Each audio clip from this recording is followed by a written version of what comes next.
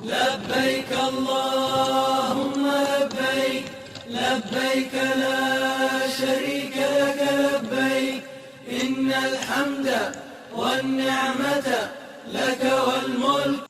Assalamualaikum, selamat datang ke Dewan Lapangan Terbang Muhammad Abdul Aziz.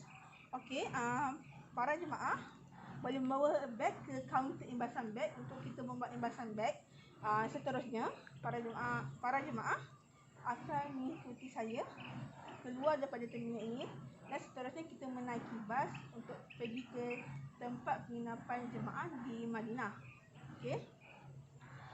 Seterusnya beg, jemaah jangan risau mengenai beg, kerana ada bas yang akan hantar beg jemaah ke tempat penginapan para jemaah di Madinah. Okey, kita akan buat imbasan beg.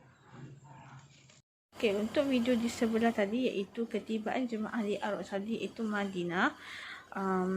Jemaah akan menaiki kapal terbang daripada KLIA sehingga ke lapangan terbang antarabangsa Muhammad Abdul Aziz.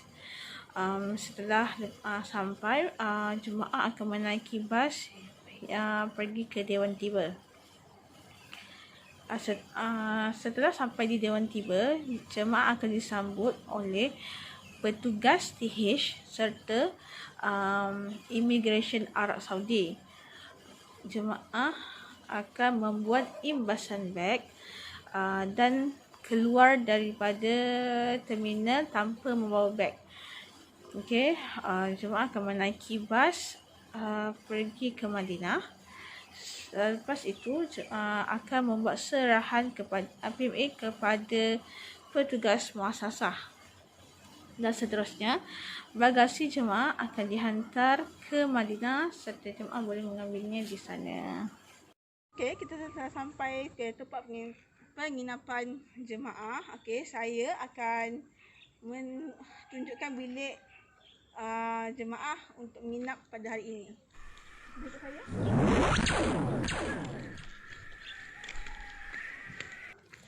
لبيك اللهم لبيك لبيك لا شريك. Okey, ini tempat penginapan untuk para jemaah. Okey, buat sementara waktu ni para jemaah berehat buat seketika kerana ialah penat berjam-jam di atas dalam kapal terbang. Okey, para jemaah boleh berehat dan seterusnya selepas ini kita akan memberi makanan kepada jemaah. Dan seterusnya kita akan buat aktiviti-aktiviti yang perlu kita lakukan semasa di Madinah ini. Okey, terima kasih. Setelah sampai di Madinah, para jemaah akan pergi ke tempat penginapan.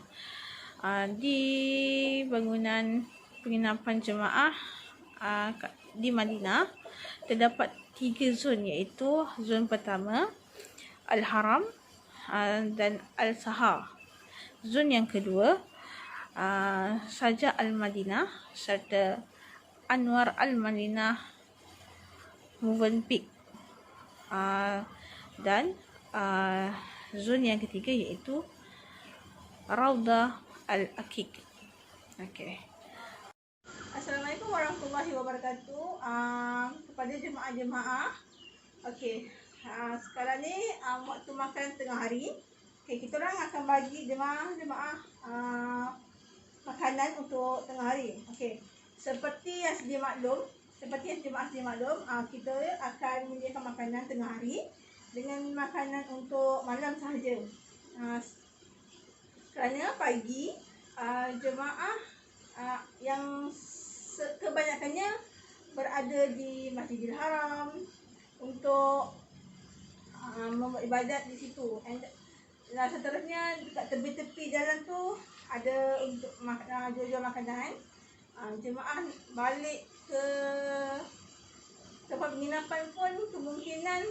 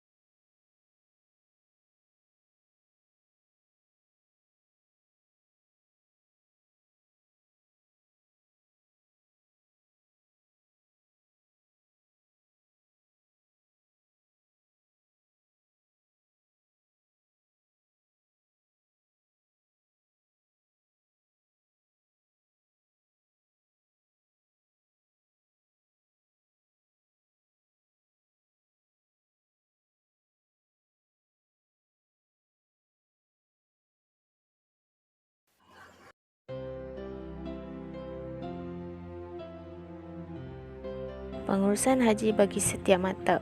Maktab ini merupakan sebuah pusat perkhidmatan jemaah haji yang mana jika jemaah haji mengalami sebarang masalah dan sebarang bantuan petugas, mereka boleh berjumpa dengan petugas-petugas yang ada di sana. Dalam setiap maktab mempunyai 3,000 jemaah dan jemaah akan diurus segera bersama oleh petugas haji dan maktab muassasah. Dalam setiap maktab ada beberapa orang. Bagi setiap maktab ataupun zon mempunyai pengurus, penolong pengurus, petugas, pembimbing ibadah haji, pegawai perubatan, petugas perubatan dan pembantu petugas haji. Bagi maktab muassasah, ianya mempunyai rais muassasah, naib rais muassasah, petugas muassasah, petugas maktab dan mutawif. Seterusnya adalah pengurusan bimbingan ibadah haji. Ketika jemaah berada di Mekah, mereka selalunya melakukan aktiviti-aktiviti yang berfaedah dan ibadah yang mendatangkan pahala seperti solat-solat sunat, mengaji, berzikir dan bertaaruf. Tabung haji juga menyediakan pusat bimbingan ibadah tabung haji, terutama pembimbing ibadah haji pihtas di setiap maktab di tanah suci. Jika jemaah mempunyai sebarang masalah, boleh merujuk kepada pakar-pakar yang berada di ibu-ibu pejabat tabung haji yang berada di Mekah.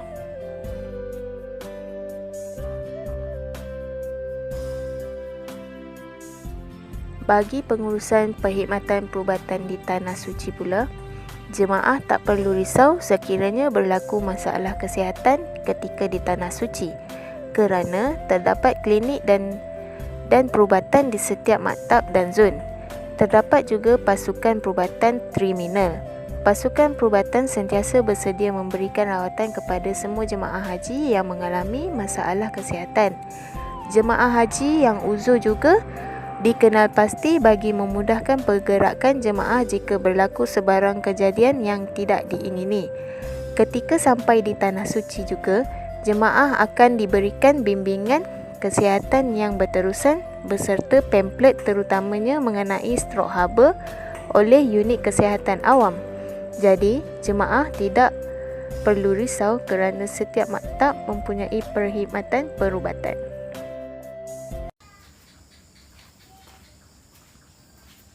Assalamualaikum.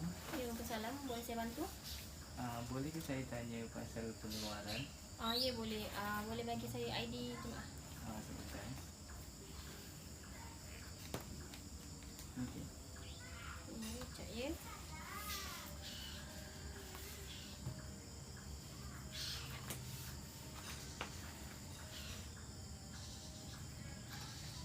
Okey, jumlah baki dalam akaun tuan adalah RM12,000 Malaysia.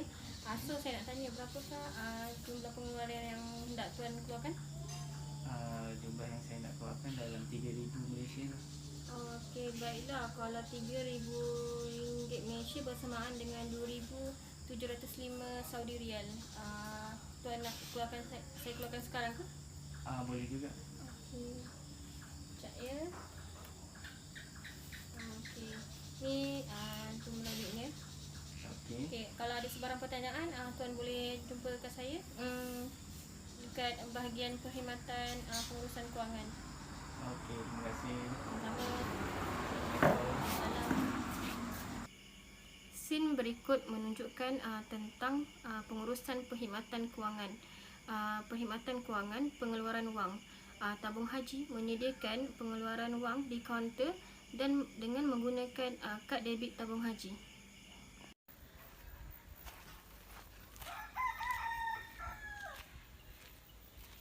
Assalamualaikum, Tuan Ifah. Ya, salam. Nak tumpang tanya, pihak agensi ni ada buat perkhidmatan pos bagasi ke tidak? Syarikat kami ada menyediakan pos bagasi. Nak hantar ke mana? Ke Puchong. Puchong Semenanjung. Kalau beg ni 1 kg kita akan kira 16 Saudi Riyal. Kalau macam air zam-zam ni?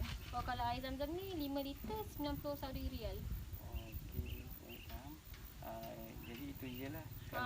Kami akan uruskan hal bagasi dengan air zam-zam jemaah kami. Okey, betul, terima kasihlah. Sama-sama. Assalamualaikum. Salam. Video berikut menjelaskan tentang perkhidmatan pihak ketiga iaitu pos bagasi, caj penghantaran bagasi dan air zam-zam dari tanah suci ke tanah air. Seterusnya, perkhidmatan pihak ketiga, khidmat luar. Perkhidmatan yang telah disediakan oleh tabung haji untuk jemaah sepanjang musim haji, seperti kafeteria, kenderaan, dobi, city check-in dan lain-lain. Okey jemaah, hari ini kita akan pulang ke tanah air. Dalam bahasa nanti kita sama-sama mengucapkan selamat tinggal kepada Rasulullah. So perjalanan kita daripada Madinah ke lapangan terbang ambil masa 40 minit saja. Nanti dalam bahasa nanti saya akan bagilah borang soal selidik untuk syarikat kami. So jom ikut saya, kita naik bas sama-sama. Scene berikut menjelaskan tentang proses hari keberangkatan pulang daripada tanah suci ke tanah air. So bermula daripada Madinah, Mutawif bersama-sama jemaah akan menaiki bas serta mengucapkan selamat tinggal kepada Rasulullah. Kemudian perjalanan daripada Madinah ke lapangan terbang hanya mengambil masa 45 minit sahaja. Sewaktu di dalam bas, Pak Mutawif bertugas akan mengedarkan borang maklum balas untuk jemaah mengisi tentang prestasi pakej yang agensi sediakan.